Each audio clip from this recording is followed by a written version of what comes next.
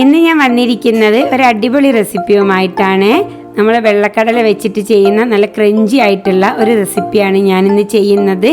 റെസ്റ്റോറൻറ്റിലൊക്കെ കിട്ടുന്ന crunchy chilli ചനയുടെ റെസിപ്പിയാണ് ഞാനിന്ന് ചെയ്യുന്നത്. കുട്ടികൾക്കൊക്കെ വളരെയധികം ഇഷ്ടപ്പെടുന്ന നല്ലൊരു റെസിപ്പിയാണ് ഇത്. അപ്പം നിങ്ങൾ ഇത് തീർച്ചയായും ട്രൈ ചെയ്ത് നോക്കുക. അപ്പം ഇതെങ്ങനെ ഉണ്ടാക്കാം നമുക്കൊന്ന് നോക്കിയാലോ.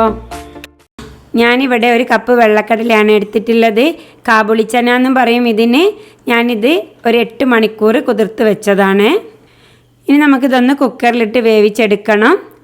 ഇതിലേക്ക് കുറച്ച് വെള്ളവും പാകത്തിന് ഉപ്പും ചേർത്തിട്ട് നല്ലോണം ഒന്ന് വേവിച്ചെടുക്കണേ. അപ്പോൾ കടല നന്നായിട്ട് വെന്ത് വന്നിട്ടുണ്ട്. 4 വിസിലാണ് ഇട്ട് അടിച്ചിട്ടുള്ളത്. അപ്പോൾ ഇതുപോലെ നന്നായിട്ട് വെന്ത് വരണേ, പക്ഷേ ഉടഞ്ഞു പോവുകയും ചെയ്യരുത്. ഇതുപോലെ വെന്ത് കിട്ടിയാൽ മതിയേ. ഇനി നമുക്കിതൊന്ന് അരിപ്പയിൽ വെച്ച് ഊറ്റിയെടുക്കുക. ഞാനിവിടെ ഒരു പാത്രം എടുത്ത് വെച്ചിട്ടുണ്ട്. ഇനി വേവിച്ച് വെച്ച കടല ഇതിലേക്ക് ഇട്ട് കൊടുക്കാം. ഇനി ഇതിലേക്ക് 4 ടേബിൾ സ്പൂൺ കോൺഫ്ലോർ ആണ് ഞാൻ ചേർത്ത് കൊടുക്കുന്നത്. ഇനി ഇത് നന്നായിട്ടൊന്ന് ഇളക്കിയെടുക്കണം. ഇതുപോലെ ഇങ്ങനെ ഇളക്കിയെടുത്താൽ മതിയേ. കയ്യിൽ വെച്ചിട്ടൊന്നും ഇളക്കിയെടുക്കരുത്, കാരണം കടല വെന്തതുകൊണ്ട് കടല പൊടിഞ്ഞു പോവും. അതുകൊണ്ടാണ് ഇങ്ങനെ ചെയ്തെടുക്കുന്നത്. എല്ലാ കടലിൻ്റെ മുകളിലും ഈ കോൺഫ്ലോർ നന്നായിട്ട് പിടിച്ച് കിട്ടണം. അപ്പോൾ ഇങ്ങനെ ഇളക്കിയെടുത്താൽ മതിയേ. ഇനി നമുക്ക് ഈ കടല വേറൊരു പാത്രത്തിലേക്ക് മാറ്റി കൊടുക്കേ. ഇത് 2 പ്രാവശ്യം ഇങ്ങനെ കോൺഫ്ലോർ കോട്ട് ചെയ്തെടുക്കണേ, അതിന് വേണ്ടിയിട്ടാണ്. ഇനി ഇതിലേക്ക് 2-3 സ്പൂണ് വെള്ളം ഇങ്ങനെ സ്പ്രിങ്കിൾ ചെയ്ത് കൊടുത്തിട്ട് ഇത് നന്നായിട്ടൊന്ന് മിക്സ് ചെയ്തെടുക്കണേ.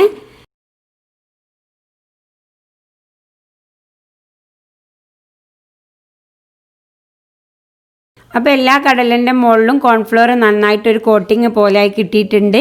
ഇനി ഇതിലേക്ക് നമ്മൾ കുറച്ചുകൂടെ കോൺഫ്ലോർ തന്നെയാണ് ചേർത്ത് കൊടുക്കുന്നത്. അപ്പോൾ ഞാൻ ആദ്യം നമ്മൾ ചെയ്ത പാത്രത്തിൽ കുറച്ച് കോൺഫ്ലോർ ബാലൻസ് ഉണ്ടായിരുന്നു, അത് ഇതിലേക്ക് തട്ടി കൊടുക്കുന്നുണ്ട്. ഇനി ഇതിലേക്ക് ഒരു 2 ടേബിൾ സ്പൂണും കൂടെ ചേർത്ത് കൊടുത്തിട്ട് നന്നായിട്ട് ആദ്യത്തെ പോലെ തന്നെ മിക്സ് ചെയ്തെടുക്കുക. കയ്യിലോ സ്പൂണോ ഒന്നും ഉപയോഗിക്കാതെ നന്നായിട്ട് തന്നെ മിക്സ് ചെയ്തെടുക്കുക. അപ്പോൾ നന്നായിട്ട് മിക്സ് ചെയ്തെടുത്തിട്ടുണ്ട്.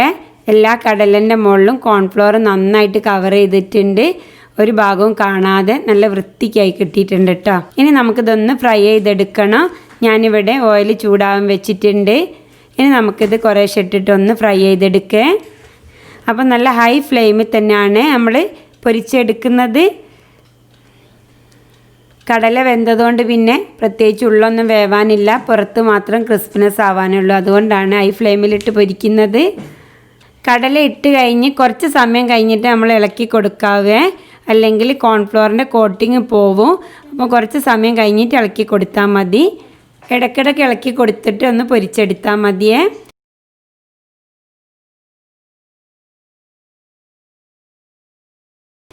അപ്പോൾ ഈ ഒരു കളറാകുമ്പോൾ നമുക്ക് കോരിയെടുക്കേ.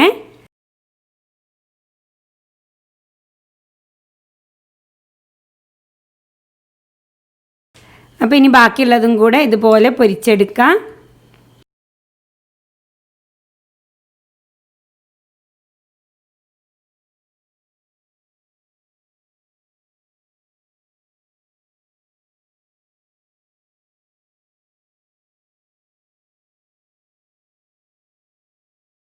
ഇനി നമുക്കിതിലേക്കൊരു സോസ് ഉണ്ടാക്കിയെടുക്കണം.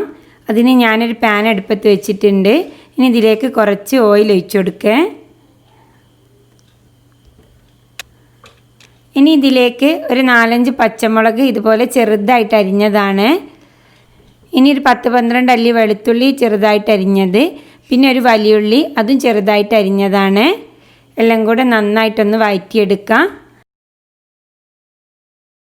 ഇനി ഇതിലേക്ക് പാകത്തിന് ഉപ്പിട്ട് കൊടുക്കാം. ഇനി ചേർക്കുന്നത് 1 ടേബിൾ സ്പൂണ് പഞ്ചസാരയാണ്.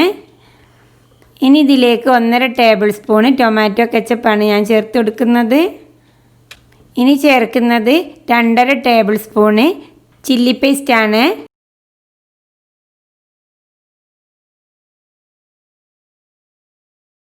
ഇനി ഇതിലേക്ക് 1 ടീസ്പൂൺ സോയാ സോസ്, 1 ടീസ്പൂണ് വിനീഗറാണ് ചേർത്ത് കൊടുക്കുന്നത്.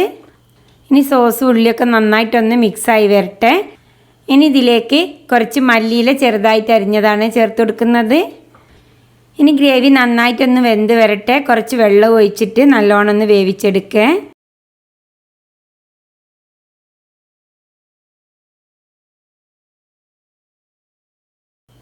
അപ്പോൾ ഗ്രേവി നല്ലോണം വെന്ത് വന്നിട്ടുണ്ട്.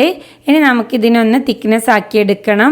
അതിന് ഞാൻ 1 ടേബിൾ സ്പൂണ് കോൺഫ്ലോർ കുറച്ച് വെള്ളത്തിൽ കലക്കി എടുത്തിട്ടുണ്ട്. ഇനി ഇതൊന്ന് ഒഴിച്ചു കൊടുക്കാം. അപ്പോൾ അത് നമ്മുടെ സോസ് നല്ല തിക്കായി വന്നിട്ടുണ്ട്. ഇനി നമുക്കിത് തീ ഓഫ് ചെയ്തിട്ട് നമ്മൾ പൊരിച്ച് വെച്ച കടലിട്ടിട്ട് നല്ലോണം ഒന്ന് മിക്സ് ചെയ്തെടുക്കേ. അപ്പോൾ ഞാനിത് വീഡിയോ ചെയ്യായതുകൊണ്ടാണ് ഇങ്ങനെ കാണിച്ചത്. നിങ്ങൾ കടല പൊരിക്കാൻ വെക്കുന്ന സമയത്ത് തന്നെ വേറൊരു അടുപ്പിൽ ഇതിൻ്റെ സോസ് റെഡിയാക്കി എടുത്താൽ പെട്ടെന്ന് തന്നെ ഉണ്ടാക്കിയെടുക്കേ. അപ്പം എന്താ നല്ലോണം മിക്സ് ചെയ്തെടുത്തിട്ടുണ്ട്. ഇനി നമുക്കിതിലേക്ക് കുറച്ച് മല്ലിയിലയും കൂടെ ഇട്ടിട്ട് ഒന്ന് മിക്സ് ചെയ്തെടുക്കേ. അപ്പം നമ്മുടെ ക്രഞ്ചി ആയിട്ടുള്ള ചില്ലി ചന ഇവിടെ റെഡി ആയിട്ടുണ്ട്. നല്ല ടേസ്റ്റ് ഉണ്ട് കേട്ടോ കഴിക്കാൻ. കുട്ടികൾക്ക് ഭയങ്കര ഇഷ്ടമാവും. നിങ്ങൾ തീർച്ചയായും ഇത് ചെയ്ത് നോക്കണേ. അപ്പം നിങ്ങൾക്ക് ഈ വീഡിയോ ഇഷ്ടപ്പെട്ടിട്ടുണ്ടെങ്കിൽ ലൈക്ക് ചെയ്യാനും ഷെയർ ചെയ്യാനും മറക്കരുത്. കൂടാതെ സബ്സ്ക്രൈബ് ചെയ്യാത്തവരുണ്ടെങ്കിൽ തീർച്ചയായും ഒന്ന് സബ്സ്ക്രൈബ് ചെയ്തേക്കണേ. അപ്പം നമുക്ക് പുതിയൊരു റെസിപ്പിയുമായി അടുത്ത വീഡിയോയിൽ കാണാം.